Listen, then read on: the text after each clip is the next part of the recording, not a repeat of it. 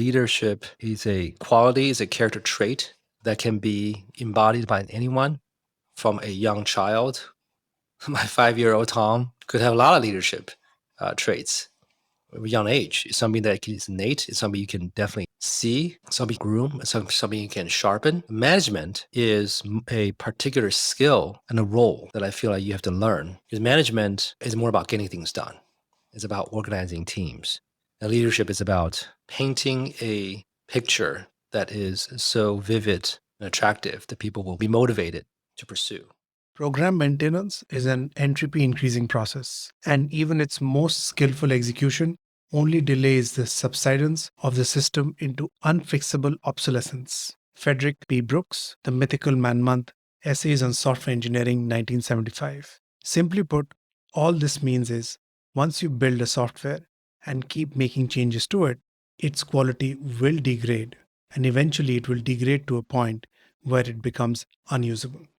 Today on the 1% Project, I'm speaking to Peter Wang. Peter is a Chief Technology Officer at Buzzfeed, overseeing product management, engineering, design, and data teams across all portfolio brands. Peter has built consumer and enterprise products and fundraised from a diverse range of investors across industries, such as The Mighty, backed by GGV, Buddy Media, backed by Greylock, acquired by Salesforce, and Refinery 29, backed by Stripes. Peter, in this conversation, talks about his journey as a CTO, leadership versus management, his delegation mechanism, which was outlined by Keith Rabois in his essay, How to Be an Effective Executive, and what has Peter learned as an angel investor. If you have any feedback about this conversation, speaker, or topic recommendations, you can drop me a line at pritish@1%.live. You can also sign up for the 1% Project's newsletter at 1%.live to get the key insights from this conversation and every other conversation. The links to the Mythical Man-Month and Keith Rabois' essay are in the show notes. We kick this discussion off with Peter asking him how to know the role one plays beyond one's title. When I first joined BuzzFeed back in February, right before the pandemic started, it would be my third time, maybe my fourth time playing the role of CTO. And CTO is a title I never thought about having. It's not like a goal of getting the CTO title. However, I've definitely observed during the various tenures of CTOs that I have played many different roles, depending on the context, the industry, the maturity of the company, and so on. I stepped into a company like BuzzFeed, which at the time was 14 years old. I think I was the third CTO, being at a medium-sized business that is about to go public. I had to be very conscious in my first month to really frame my mind to think, okay, what role do I play here?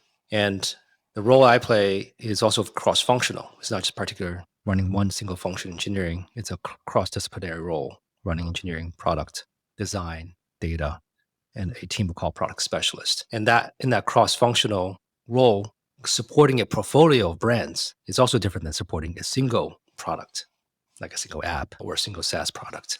And therefore, I saw my role, and I still see my role today, to be more of I would say a GM, a general manager, than a purely technical leader.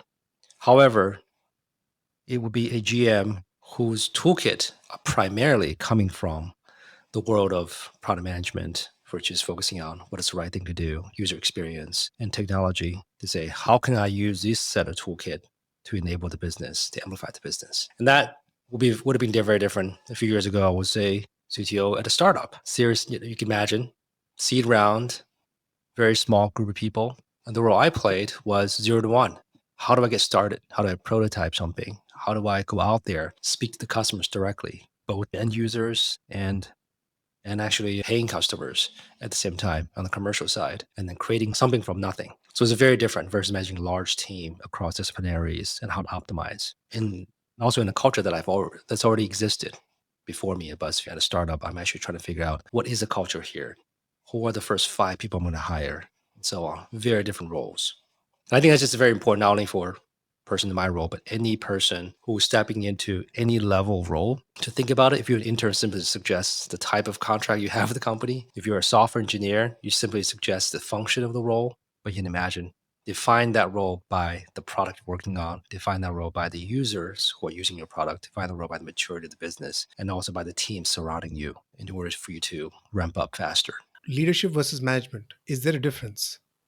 That's an interesting question because leadership management is probably a popular topic also for decades, perhaps. And I've seen actually different explanations of both. But I would say this from my personal perspective, the first thing that jumps out is that leadership is a quality, is a character trait that can be embodied by anyone from a young child. My 5-year-old Tom could have a lot of leadership traits a young age. It's something that is innate. It's something you can definitely see, something groom, something you can sharpen. Management is a particular skill and a role that I feel like you have to learn. Because management is more about getting things done. It's about organizing teams. And leadership is about painting a picture that is so vivid and attractive that people will be motivated to pursue. And those are two could be overlapping skills. And actually, my role today, I have to do both. I have to make sure that there is a clear picture. What is the cohesive narrative that ties all the disparate noise and data points and information that people hear in the company or in the press and so on, and say, here, for our tech division, here's what it means for us. And that's more leadership. And the management is about then, how do we then get there? And a lot of times that whether it's delegated, whether it's something I get involved personally, whether it's done through other means, that would be a separate set of activities. But I would say that's probably the biggest thing for me, leadership first management. Being a CTO, how do you build an intelligent and a practical system without being too futuristic? That's interesting because when you first start learning how to build things, you start seeing possibilities because you realize so much is possible. I remember early days when you start to build software. Wow, all of a sudden, what I can build a picture in my head. And then you start to imagine more possibilities. You learn more ways of building. As new technology emerge, you start integrating them into your practices, you apply them, and so on. But I remember distinctively when I was at, I want to say Buddy Media. This is probably 2010, perhaps. I can't remember exactly the year. When we were building a marketing SaaS software, enterprise SaaS software, which was later acquired by Salesforce. It was my first one was Series A, and I remember being there after it was acquired by Salesforce. And I realized that what we have built wasn't particularly the most technologically robust, advanced, futuristic version of it. It wasn't.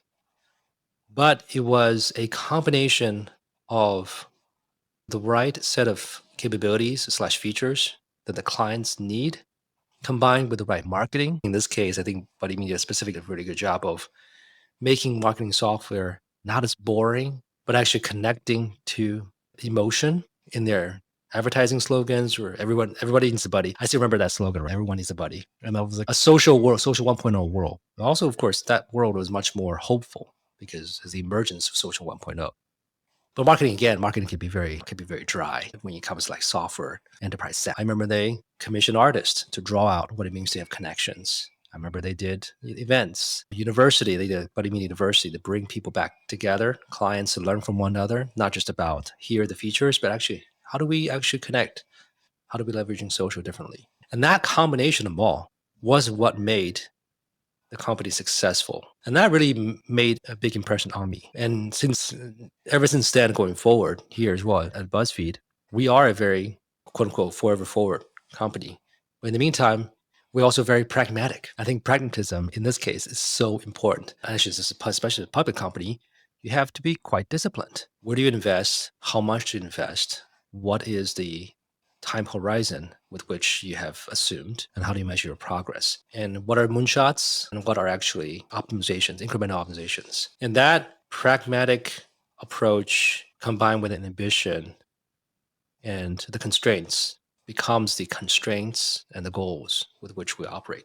And I think the futuristic aspect will always be an ambition because what is the future we co-create is often a phrase I use, right? What is that future we are co-creating together? But that future has to have a bridge to today's world. It has to provide a stepping stone. People need to see a path forward. You can't just not paint a picture in the horizon and say that's where we're going to go and get people excited. Again, that goes back to leadership. And technology is the same, right? Technology is as much as we talk about technology as if it's like a forefront in the front of us. Actually, technology was happening over the last 20 years as technology is becoming in the background. It's becoming more and more invisible. We don't want to think about tech. right? It just become part of our life. It become integrated almost in that way. And that's when a good technology it serves utility and it's not in your face. And that's why the Google Glass is the beginning. It's kind of like those. Didn't quite work out. It was almost like it's a little too futuristic. It's not as integrated. But you can see future iterations have been much more integrated into people's lives. Being a CTO, being a leader, let's talk about delegation. And for me, I think delegation is an art. It has intuition, it needs patience, and it needs choosing the right people for the right skill. How do you look at delegation? What are your views on it? Yeah, delegation is a management skill. Going back to your question about leadership and management, there was a good delegation framework that was introduced a few years ago that I love. I can't think of the name of the person now. I think he was one of the co-founder, either CEO or co-founders of Twitter. And he had a 2x2 in terms of delegation. I'm not gonna describe it fully here. But the point of the 2x2 is has one dimension is around the urgency of the problem, I think urgency and risk of the problem, and the other one is about expertise, whether or not I have the expertise in solving it. And I liked that I like structure frameworks in general because I think that provides a principle that you can test against in different scenarios. And I think what he was describing is that if there is an urgent situation with high risk, you might want to be involved because you're accountable for the outcome of this. But if there is a situation where you do not have the expertise and the risk level is at appropriate level, you should delegate that to someone else. It was a very simple framework, but I do find that to be quite applicable in almost all the situations.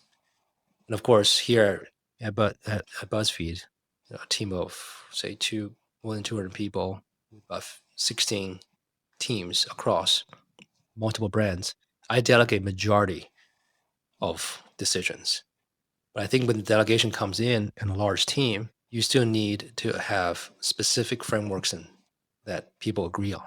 Otherwise, this bottom-up decision making could create such fragmented or conflicting decisions that conflict with one another. That's also why we are starting using things like OKRs, right? The few different frameworks is meant to be aligning the top down first for decision to be made from bottom up. I'm still learning the art of delegation, I would say. And I think part of it is that I am a very curious person. So I like to learn more things and I like to have conviction in my decisions. And if you are trained as a builder, whether design, actually, and when I say builder, software product, and in any of the individual designer, because we are here to solve problems, we often start solving problem by figuring out the details, right? What are we aiming for, and so on and so forth. And I find that in my role, in certain scenarios, instead of asking about these things, I simply need to trust the person. And I think that trust in the person, that this is the right person for this particular problem, is more becoming the problem and I try to solve more. And that's actually a different skill than coming up with a solution for a problem. It's like, is this the right person? Is this the right set of people? And that's a whole different dynamic, a different set of considerations. I hope that makes sense. Yeah, absolutely. I think a great way to also put the framework that you're talking about, what is important and urgent, what is not important and urgent, and what is important but not urgent, and what is urgent and not important. Right. If I break it down into 2x2 matrix, and based on that, you do the delegation. Is there a difference between a CTO and a VP of engineering? That's another hot topic. I think maybe different people have different views. In my view, a VP engineering is primarily accountable for the execution aspect of a product. When I say execution, it means the timely deliveries of what's expected, and therefore has quite a bit of emphasis on management skills, as well as people management skill, from a people management skill to also process execution management. And that's a pretty challenging role to be, especially when your product portfolio is very diverse, different kinds of teams, from consumer teams, revenue teams, platform teams, because each kind of team, depending on the product you build and people on the team, you have subcultures, so you have to manage them differently. So I would say that VP engineering is primarily focused on execution. CTO, depending on which company and so on, just like our first topic when we first started, is primarily held responsible for the business outcome for what the team ships. So as one, I would say it's broader than the execution element. And therefore, the consideration that goes into decision making is different. So for example, for me, I spend quite a bit of time trying to understand. Actually, I think the CTO provides inputs to the VP engineering. For example, what are other teams within the company care about? What are they optimizing for? How can we take that into account into our execution? Setting bidirectional expectations to give us some room to work on the uncertainties. And how can we set expectations to others? Say, here's what we can do this for you. Some people have views that CTO is more people management and the VPE is more technical management, or vice versa. I don't have that kind of view personally in mind, because I feel like that is much more contextual to the type of CTO you put into place and type of VPE put in place. But where I am right now, I would say, yeah, VP is more execution and CTO is much more broader business outcome.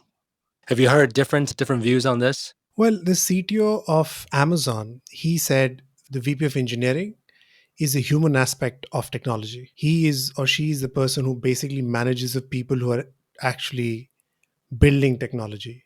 The CTO is the person who manages the technology piece of it, from building the product, making decisions on what kind of technology to be used, infrastructure. And the VP of engineering is the person who is responsible for the people who are going to actually build that framework.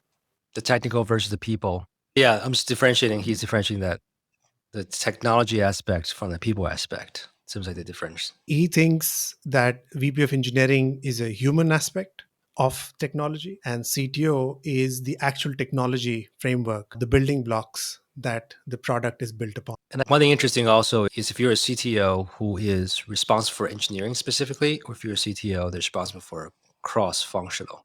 I feel like what the technology versus people are probably more applicable if the VPE and CTO are both running engineering as a function, versus I think my perspective is more applicable to a CTO that's running a cross-functional department. You have a 90-day framework when you get on board or you come to a new role, which has 3 Ps. Can you double click on that? The 3 Ps, first is about people. So it's people, product, and then proposal. And the very first one about people, I think it also says what kind of leader I am, right? Because I do believe that people is the most, and this is also in the context of coming into a medium to large size team. Because if you're in a startup, 0 to 1, you probably very different. You probably say product first. What product am I supposed to build versus what people? When you come in a large team, you're stepping into an existing culture, a set of existing rituals. There are a lot of embedded assumptions. And I mean, it was mentioned before, perhaps there are things you cannot sacrifice, right? That's underneath, that's unspoken. It's not in handbooks. It's not in some sort of Google Doc that you receive on your first day. And when I joined Buzzfeed, I spent a good amount of first 30 days, but also even more later, reconstructing the work chart by hand. The reason I do that is because when you just look at a list of people in Workday or a spreadsheet, they don't mean anything. They're just a list of names, start dates, and so on and so forth. You can't feel them. So what I try to do is I try to understand the structure. How is this organization organized? And the history of it. How did it evolve to be this way? Helps me understand the history. 2, what's the subatomic composition of each team? Does it have, for example, at Buzzfeed, there's a particular structure, product manager, 3 leads, right? Product manager, engineering lead, and a design lead, sometimes supplemented by a data person leading the team.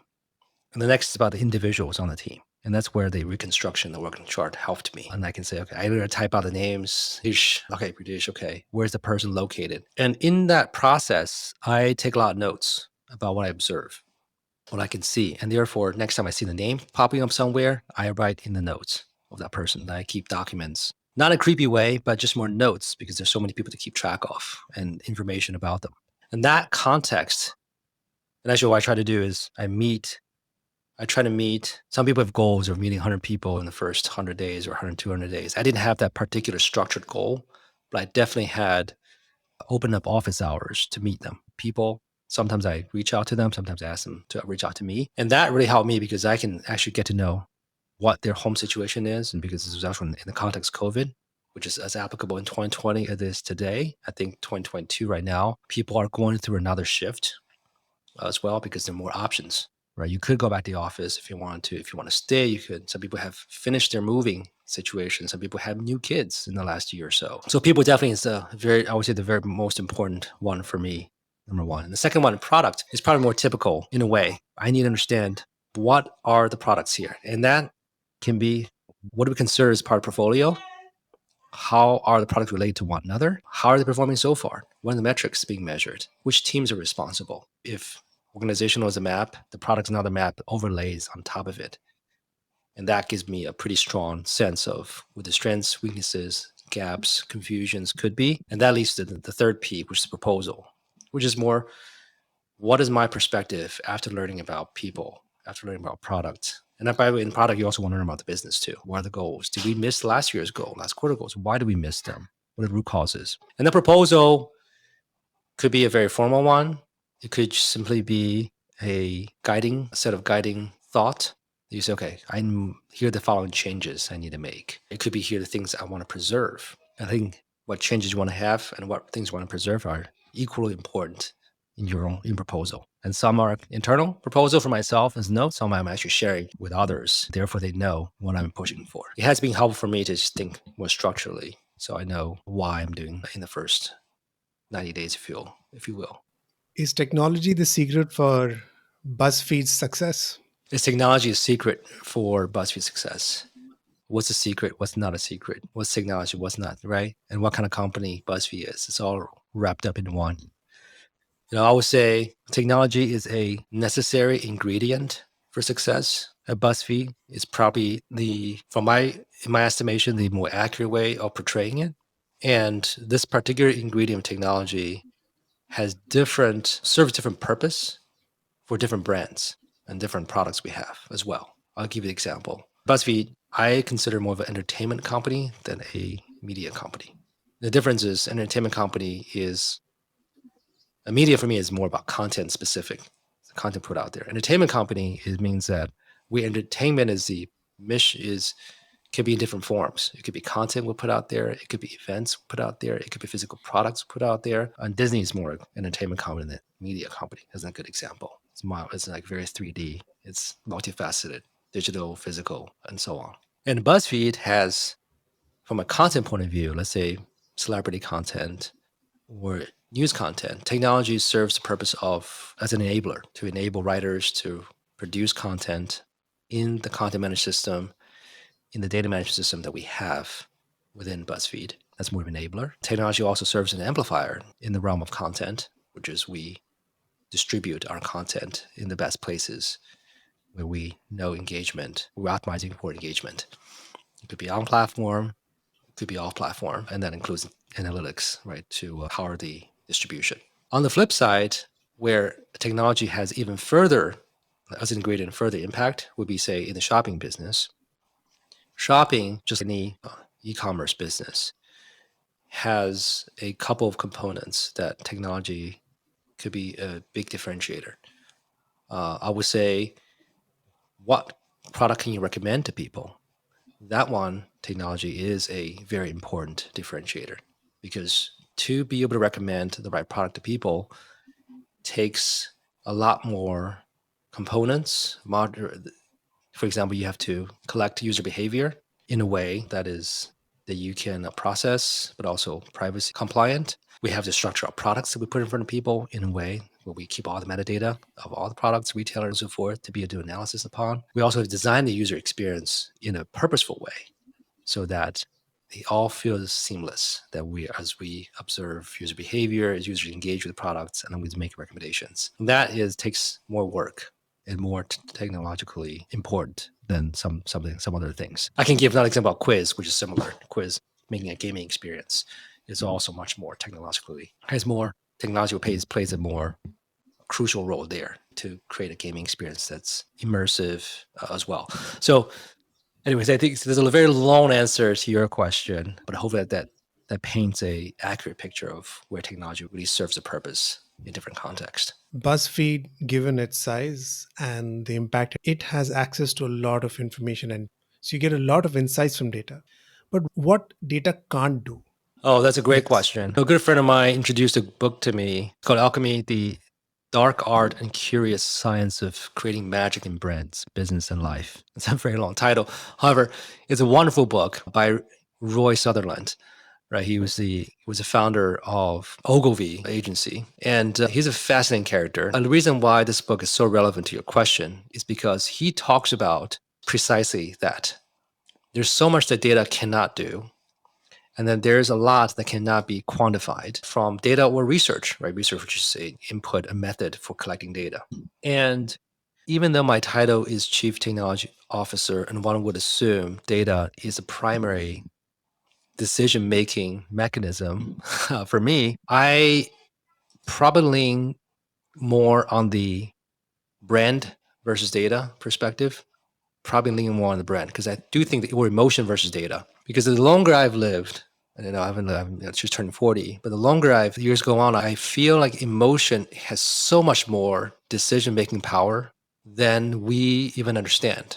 And this is where I think as engineers or as builders, and that's also why I think the design as a discipline, user research as a discipline, marketing as a discipline is so important. That's also why oftentimes I would recommend to software engineers or mathematicians or people who are coming from a very technical background, electrical engineering, which I study, to really think about the psychological element in everything that they do. And even within the world of BuzzFeed, which actually BuzzFeed was born out of a experiment of how content travel virally on the internet back in its early days. So we are quite data informed, experimental driven company. I would say we have also recognized the limitation of data within BuzzFeed. And at the end of last year, when we acquired Complex Networks, has a very strong, because they're very culture forward, very strong brand, very strong in terms of how they recognize the emotional, psychological aspect of culture. And actually, and what we're doing now is combining both sides into one. Because culture is not created based on data. It is not. Culture is based on feeling. Culture is based on identity. Culture is based on values. And culture is embedded into our decision making, even though we cannot articulate that or quantify it when we talk to people. So actually, so this is a long answer again. I'm constantly leaning and learning about the psychology and emotions more because I think data is very intuitive for me. And yet I also know how much blind spot it could be for us. And when it comes to teams, but let's say if you want to reorganize your team in certain ways, if you want to motivate your team in certain ways, do you come with data and tell them here's logically exactly why we want to do this following things? And you can. And I think I have seen many of those kind of presentations or spreadsheets and narratives. But so oftentimes I also see something can be so logical and yet feel so off. And I think great leaders lead with emotion, lead with psychology, but substantiate with data versus coming with data to say because of the data, therefore we do this. And that's a very big difference between the two. And I think in my own life, I try to do that as well. In when I talk to the team, when I construct a narrative, I'm thinking data is second, but what's the thing before it that people need to see and feel? Right. And also like when we do tech all hands every 4 weeks and in front of 200 people or so, it's okay. I often ask my leadership team, we're preparing for it, as what do we want people to feel in this particular tech all hands? And that should guide the agenda, the feeling, the flow of it. Otherwise, we could just go down the list, right? Typical agenda. Some tech all hands, you want to be very grounded because the world feels chaotic. We need to ground them. Some of them could be celebratory because it feels pessimistic right now. We need to remind them of things. Some of them could be more reminding them of things we need to do because I feel like we're losing our direction. We need to refocus again. And that tone, that intent is like the first thing to focus on. What have you learned as an angel investor? Angel investing is one of the ways that I'm making up for not going to business school because I think angel investing, which is putting my own putting skin in the game financially in to test a hypothesis is a great way to learn. And I always believe that when you want to learn something, you have to have skin in the game. And you can't just say, I think, I feel, but more like you have no skin in the game, because no matter what the outcome is, it has no effect on what you said. And angel investing is putting it to test, is holding me accountable for the hypothesis. And I would say, as an angel, I've been an angel investor for many years now. I am not the angel investor who is looking for outsized returns, 10x, 20x. That's really not. That would be an amazing byproduct of good decision making and being wiser and so on. But my primary outcome looking for is to learn from disparate fields, emerging fields, or to learn new ways of working, or to make connections with people in ways that I cannot in my current role. I'll see you, Buzzfeed, because in my current role, I have certain definitions, certain goals I'm going for, a certain bubble, if you will. Angel investing is a good way of having many satellites out there. It really does test, and then actually seeing how people pitch certain ideas from the space industry to fitness industry to enterprise SaaS. I see how they tell the stories. I see, and then when I put money in, I am saying, okay, I believe, and why. I'll write down actually for each one of them, like, why do I believe there might be a good chance of success, and I would test it. Now, it takes a couple of years, but I think angel investing has become a good way for learning for me. Peter, that's a fascinating place to close this conversation. Thanks for being on the show. Thank you, Pritish. Appreciate the opportunity.